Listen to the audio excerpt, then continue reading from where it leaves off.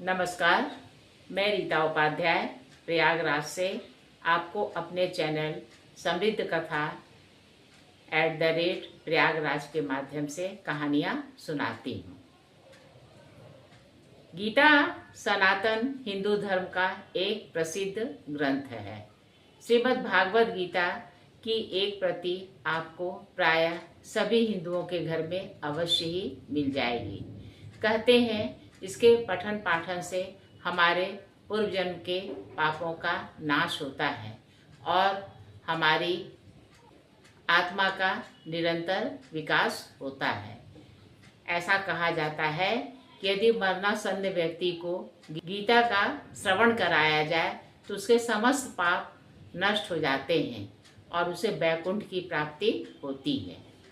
आइए आज हम गीता के तीसरे अध्याय के महात्म का अध्ययन करें। जन स्थान में एक जड़ नामक ब्राह्मण था जो कौशिक वंश में उत्पन्न हुआ था।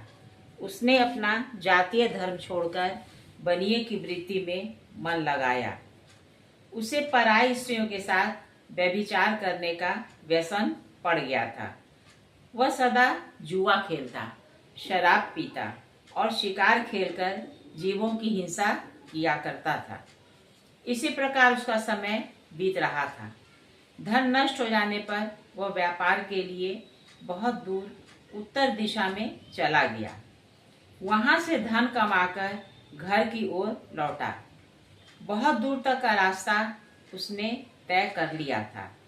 एक दिन सूर्यास्त हो जाने पर जब दसों दिशाओं में अंधकार फैल गया तब एक वृक्ष के नीचे उसे लुटेरों ने धर दबाया और शीघ्र ही उसके प्राण ले लिए। उसके धर्म का नाश हो गया था, इसलिए वह बड़ा भयानक प्रेत हो गया। उसका पुत्र बड़ा धर्मात्मा और वेदों का विद्वान था। उसने अब तक पिता के लौट आने की राह देखी। जब वे नहीं आए तब उनका पता लगाने के लिए वह स्वयं भी घर छोड़कर चला गया। वह प्रतिदिन खोज करता, मगर राहगीरों से पूछने पर भी उससे उनका कुछ समाचार नहीं मिलता था।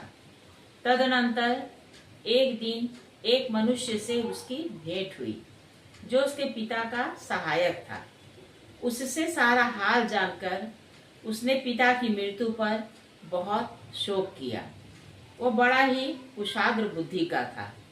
बहुत कुछ सोच विचार कर पिता का पारलौकिक कर्म करने की इच्छा से आवश्यक सामग्री साथ ले उसने काशी जाने का विचार किया। मार्ग में 7-8 मुकाम डालकर वह 9वें दिन उसी वृक्ष के नीचे पहुंचा जहां उसके पिता मारे गए थे।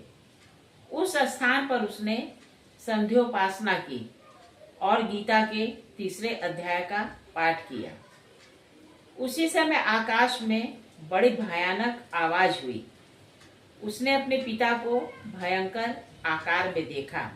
फिर तुरंत ही अपने सामने आकाश में उसे एक सुंदर विमान दिखाई दिया जो महान तेज से व्याप्त था। उसमें अनेक छोटी छोटी घंटियां लगी थीं।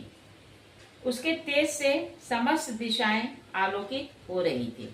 यह दृश्य देखकर उसके चित्र की व्याकुलता दूर हो गई।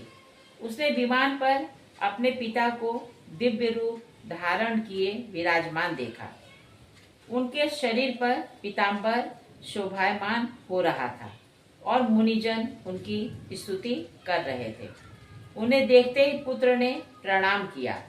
तब पिता ने भी उसे आशीर्वाद दिया। तत्पश्चात उसने पिता से सारा वृत्तांत पूछा। उसके उत्तर में पिता ने सब बातें बतलाकर इस प्रकार कहना आरंभ किया। बेटा, दैववश मेरे निकट गीता के तृतीय अध्याय का पाठ करके तुमने इस शरीर के द्वारा किए हुए दुस्तज्य कर्म बंधन से मुझे छुड़ा दिया। अतः अब घर लौट जाओ, क्योंकि जिसके लिए तुम काशी जा रहे हो वह प्रयोजन इस समय तृतीय अध्याय के पाठ से ही सिद्ध हो गया है। पिता के यूं कहने पर पुत्र ने पूछा, तात मेरे हित का उपदेश दीजिए तथा और कोई कार्य जो मेरे लिए करने योग्य हो बतलाइए। तब पिता ने उससे कहा, अनघ, तुम्हें यही कार्य फिर करना है। मैंने जो कर्म किया है वही मेरे भाई ने भी किया था। इससे वे घोर नरक में पड़े हैं। उनका भी तुम्हें उद्धार करना चाहिए तथा मेरे कुल के और जितने लोग नरक में पड़े हैं उन सब का भी तुम्हारे द्वारा उद्धार हो जाना चाहिए। यही मेरा मनोरथ है।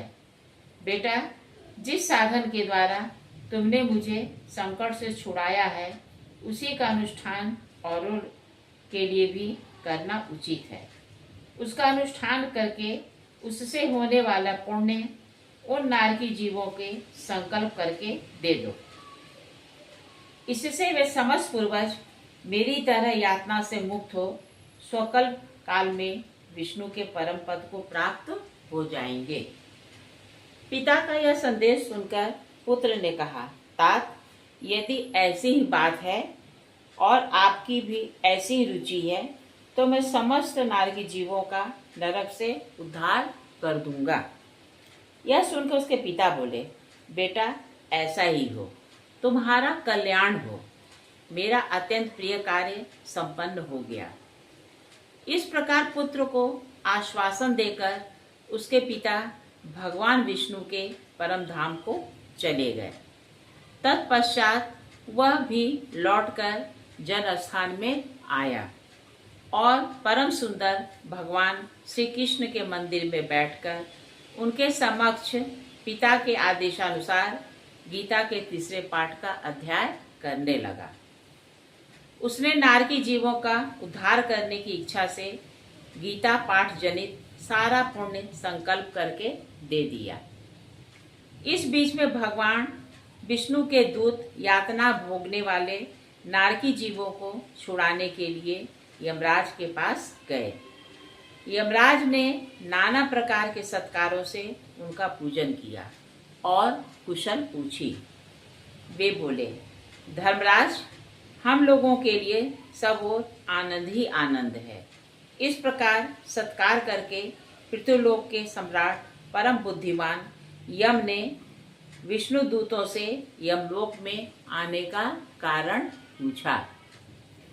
तब विष्णु दूतों ने कहा, यमराज, शेष शैया पर शयन करने वाले भगवान विष्णु ने हम लोगों को आपके पास कुछ संदेश देने के लिए भेजा है। भगवान हम लोगों के मुख से आपकी कुशल पूछते हैं और यह आज्ञा देते हैं कि आप नरक में पड़े हुए समस्त प्राणियों को छोड़ दें। अमित तेजस्वी भगवान विष्णु का यह आदेश सुनकर यम ने मस्तक झुकाकर उसे स्वीकार किया और मन ही मन कुछ सोचा। तत्पश्चात मदोन्मत्त नारकी जीवों को नरक से मुक्त देखकर उनके साथ ही वे भगवान विष्णु के वास स्थान को चले।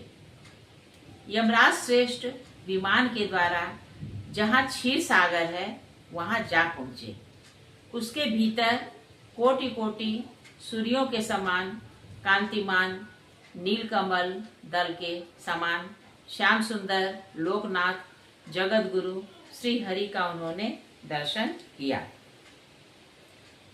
यमराज बोले, संपूर्ण जगत का निर्माण करने वाले परमेश्वर, आपका अंतःकरण अत्यंत निर्मल है। आपके मुख से ही वेदों का प्रादुर्भाव हुआ है। आप ही विश्व स्वरूप और विधायक ब्रह्मा हैं। आपको नमस्कार है। अपने बल और वेग के कारण जो अत्यंत दुर्धर्ष प्रतीत होते हैं, ऐसे दानवेंद्रों का अभिमान चूर्ण करने वाले भगवान विष्णु को नमस्कार है। इस प्रकार स्तुति करके यमराज ने हाथ जोड़कर कहा, जगत गुरु, आपके आदेश से इन जीवों को गुण रहित होने पर भी मैंने छोड़ दिया है। आप मेरे योग्य जो कार्य हो उसे बतलाइए।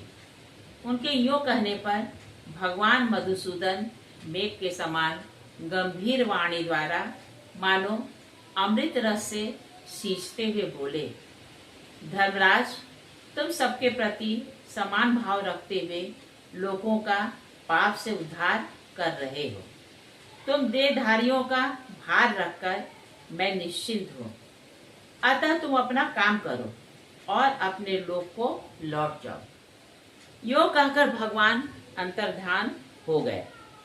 यमराज भी अपनी पुरी को लौट आए तथा वह ब्राह्मण अपनी जाति और समस्त नारकी जीवों का नरक से उद्धार करके स्वयं भी श्रेष्ठ विमान द्वारा विष्णु धाम को चला गया। कहिए मेरे श्रद्धालु श्रोताओं, मेरे द्वारा श्रीमद् भागवत गीता के 3 अध्याय का श्रवण सुनकर आपको कैसा लगा? अगर अच्छा लगा तो कृपया इसे लाइक और सब्सक्राइब कीजिए।